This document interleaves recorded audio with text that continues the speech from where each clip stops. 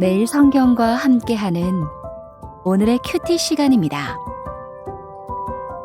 3월 21일 오늘의 말씀은 마태복음 22장 34절에서 46절입니다. 예수께서 사두개인들로 대답할 수 없게 하셨다 함을 바리새인들이 듣고 모였는데 그 중에 한 율법사가 예수를 시험하여 묻되 선생님, 율법 중에서 어느 계명이 크니이까? 예수께서 이르시되 내 마음을 다하고 목숨을 다하고 뜻을 다하여 주 너의 하나님을 사랑하라 하셨으니 이것이 크고 첫째 되는 계명이요 둘째도 그와 같으니 내 이웃을 내 자신같이 사랑하라 하셨으니 이 두 계명이 온 율법과 선지자의 강령이니라.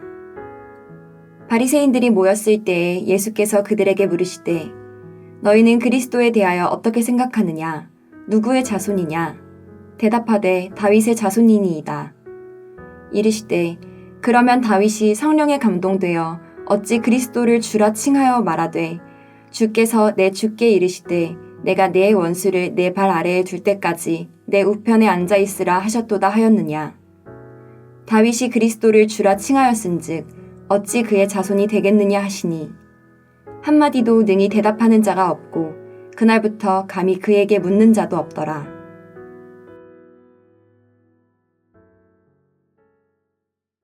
사두개인들도 예수님을 올무에 걸려 넘어뜨리는데 실패했다는 소식을 듣고 바리새인들이 모여서 계략을 꾸밉니다.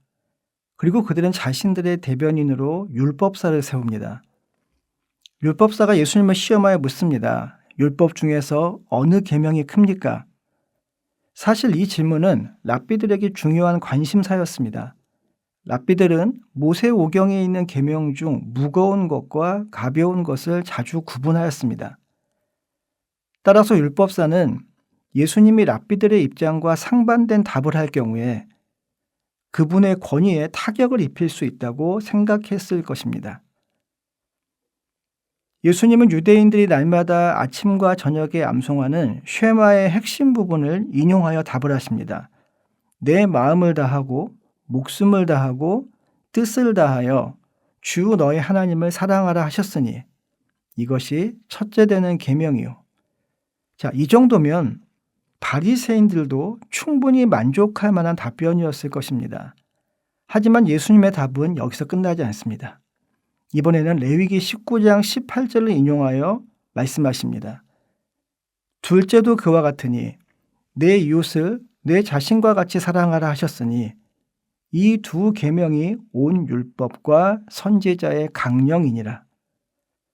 둘째도 그와 같으니라는 이 말은 둘째 계명도 첫째 계명과 동등하다는 뜻입니다. 첫째 계명인 하나님을 사랑하는 것은 둘째 계명인 이웃을 사랑하는 것으로 표현되어야 하고 이웃 사랑이 곧 하나님 사랑의 진정성을 입증하기 때문입니다. 따라서 그리스도인의 하나님 사랑은 반드시 이웃 사랑을 수반합니다.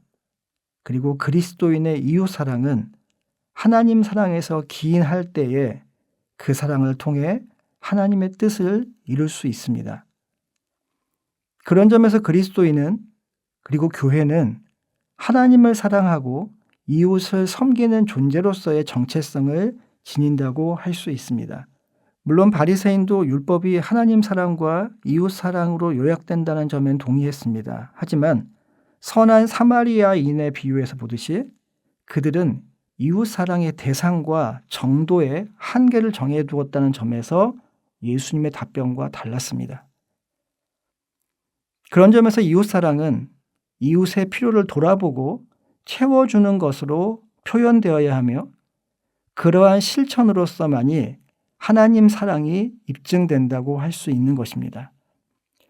우리가 혹시 예배나 봉사, 큐티를 열심히 하는 것으로 하나님에 대한 우리의 사랑을 입증하려는 모습을 갖고 있지는 않은지 돌아보았으면 좋겠습니다.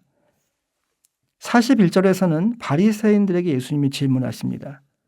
그동안 예수님께 던져진 질문들은 예수님의 권위에 도전하는 것이었습니다. 예수님은 그들이 아무런 반론을 제기하지 못할 정도로 답을 하셨고 이제 바리새인들에게 그리스도의, 즉 자신의 권위와 관련된 질문을 던지십니다. 너희는 그리스도를 어떻게 생각하느냐? 그리스도는 누구의 자손이냐? 바리새인들이 답합니다. 다윗의 자손입니다. 그러자 그들이 전혀 예상 못한 질문을 하십니다.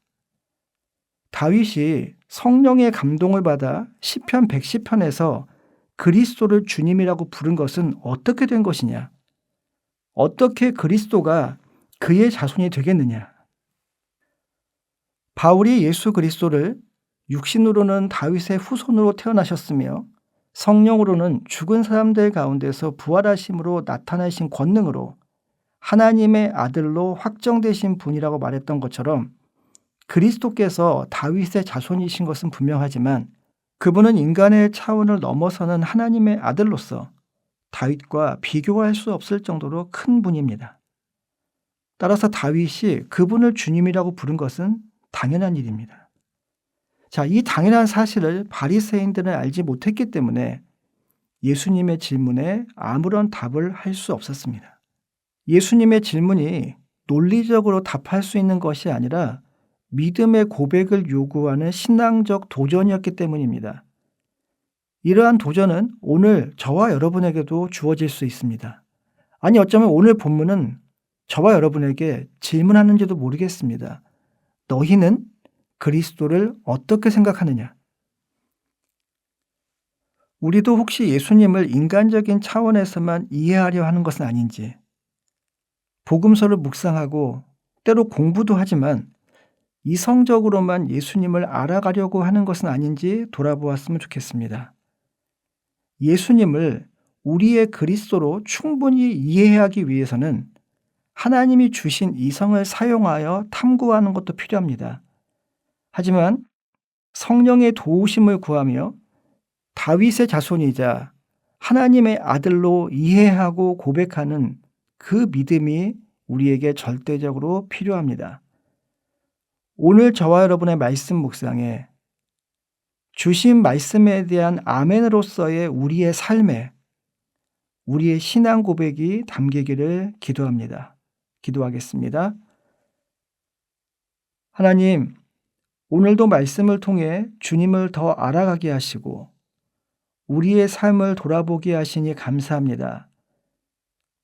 오늘 하루 우리의 삶에 하나님을 사랑함으로 이웃을 사랑하는 실천이 있게 하시고 우리가 행하는 크고 작은 실천에 우리의 신앙 고백이 담기게 하여 주옵소서.